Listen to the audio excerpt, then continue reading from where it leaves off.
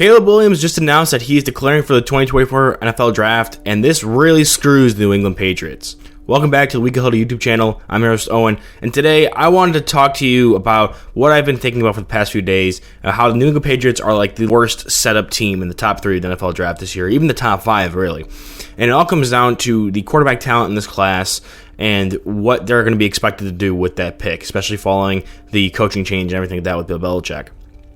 Now, I have yet to make my updated quarterback rankings for the draft class, which is going to be coming up soon. I know that was a big video when I first made it.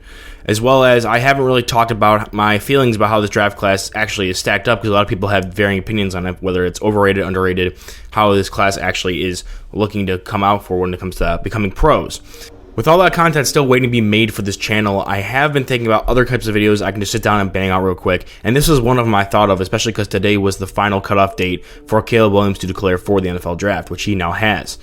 Looking at the New England Patriots positioning and what their expectations are and their needs as a team, I think this is the absolute worst case scenario for them. Now let me explain. Caleb Williams coming out, it has now been kind of leaked and kind of commonly accepted that either the Chicago Bears are going to take him number 1, or if worse comes to worse, the Bears take Marvin Harrison Jr. or don't trade out of the pick, he'll go number 2. So the Patriots would then have either Drake May or Jaden Daniels to pick at 3, depending on if Drake May goes 1, or if somebody at 1 doesn't take a quarterback, which I doubt is going to happen. I think the Bears will get a king's ransom if they finally decide to go that way. I do feel like they're moving on from Justin Fields, though, so that's kind of out of the question. So in the scenario where it's Drake May 1, Caleb Williams 2, Caleb Williams 1, Drake May 2, the Patriots are absolutely screwed. Now, this is not the first time I'm going to say this, but I'm not a big Jaden Daniels fan. I have moved him up from where I originally had him graded as like an early round 2 kind of guy. I think he has some great, physical traits. His accuracy is phenomenal.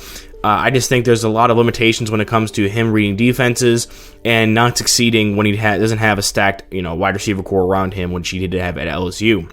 And even then, they still lost a few games. I know quarterbacks wins aren't a stat, but winning isn't quarterback stat, but still, that still has to be a footnote you have to make note of when evaluating this quarterback with the level of talent he had at the collegiate level.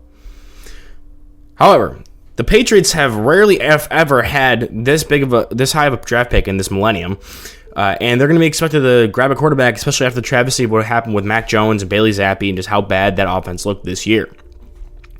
And with Gerard Mayo coming in and taking over as the head coach there, I had kind of had hope they'd go with like an offensive-minded, even Bill O'Brien as the head coach, it being like a more offensive-minded head coach, or bringing somebody in from outside the organization. That would have been better. But now that in this scenario where they have Jaden Daniels at 3 as the next highest ranked quarterback in most people's eyes, either him or nobody, and if you pass on a quarterback there, you're going to get crucified by your fans because you never had this opportunity to grab a high-level elite quarterback since Tom Brady's been there. You are really forced into making that selection. And Jaden Daniels just isn't properly set up to succeed in a place like New England. New England is very rigid with what they ask of their quarterbacks to do. They like their pocket passers. Even when Cam Newton went there and his shoulder was shot, they still asked him to be more of a pocket passer. Now he turned the role into more of a mobile role, but they asked him to pass first, which I don't think is going to be Jaden Daniels' path to success at the NFL level. I think he needs to be able to use his legs to threaten a defense, to open up more passing windows that he can functionally get to, especially with heavy RPO, moving the pockets and things like that. So if Gerard Mayo could be a more progressive Bill Belichick, but with having everybody else currently still staying there and not moving on from anybody else in that coaching staff, I do have a feeling that they're going to stick with the more rigid pocket passing quarterback, which Jaden Daniels just isn't. He's accurate, and he's dynamic as an athlete with a decent arm, but I don't think he's that, cerebral, dissected defense, keep the ball out of harm's way and, slice and dice the defense up and allow your defense to rest, complementing a running game. That's not the kind of play he's going to want to do at the NFL level, kind of like how Lamar Jackson is. He's kind of that dynamic piece to an offense and the Ravens that can easily balance rushing attack with a more mobile quarterback. I don't think the New England's going to be able to do that. But the pressure of the fans is going to make them have to make that pick, especially if both of those other quarterbacks go. If Caleb Williams didn't come out, Drake May would have been either 1 or 2 overall, and then Jaden Daniels would have been the other pick. And then New England would be like, well, there's no other first-round quarterbacks. We're not going to take one at 3 here. Either move back and take like a Bo Nix, or move back to Michael Penix, or just, take a dynamic wide receiver or offensive lineman and then take the guy in the second round. That's like Michael Penix, Bo Nix, J.J. McCarthy, or Spencer Rattler kind of guy.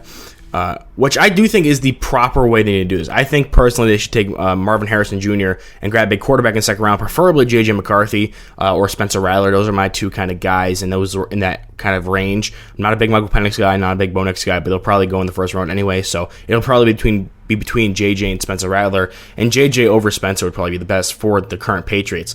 And you have a guy like J.J. or even Jaden Daniels if he was coming in and you somehow got him in the second round, which you won't be able to. Your biggest issue as a team is that, like, yes, your offensive line usually are able to mold that and fix that. The Patriots are really good at drafting offensive linemen and being plug-and-play starters from the later rounds, like Sidney Sow this year.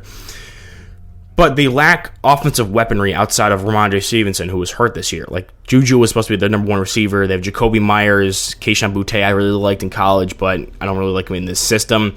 You got a bunch of tight ends, like Hunter Henry, he might be gone after this year, Mike Gesicki. There's a lot of things that are like, all right, this isn't a great offense. And if you can grab a guy like Marvin Harrison Jr., who immediately becomes your number one receiver and immediately adds talent to a team that doesn't have much on the outside, and then grab a quarterback like J.J. McCarthy in the second round, to now you have some more talent to surround him with, even if it's not, the best overall core, you still have that number one guy who can get separation and be that kind of go-to dude for McCarthy, kind of how the Bengals did with A.J. Green and Andy Dalton. That's what I think would be the most successful for the Patriots, but they're not going to be able to just take Marvin Harrison Jr., especially if Jaden Daniels is still on the board there, which with Caleb Williams coming out and New England picking third overall, it's going to be likely that one of those three quarterbacks are going to be there, and you're going to have to pick them.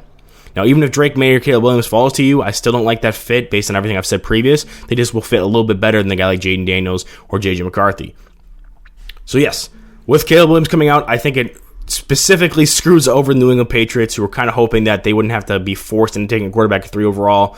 Gerard Mayo could grow a pair and just not grab one there and grab a wide receiver, God forbid an offensive lineman. I would really, really be shocked if they took an offensive lineman there, but I would think the best course of action is for them to take Marvin Harrison Jr. and then look for their options of either trading back into the back half of the first round or picking somebody at the top of the second round like a J.J. McCarthy to come in and play quarterback and be the more conservative guy who can attack the run, still throw accurately, and is still a bit more raw, and has that athletic accent that you can tap into, but isn't the main purpose of their play style.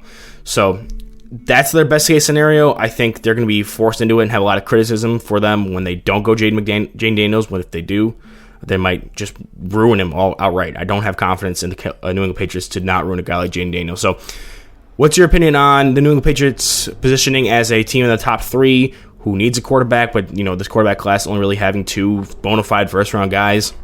What are they going to do? And do you think I'm wrong about my Jaden Daniels evaluation? Do you think that the Patriots are actually set up better to succeed with a guy like Jaden Daniels, or if they're going to be able to change their scheme up? And what do you think about Caleb Williams coming out into the NFL draft this year? So leave all your opinions in the comment section. Leave a like, subscribe, all that other jazz, and I'll see you guys in the next video.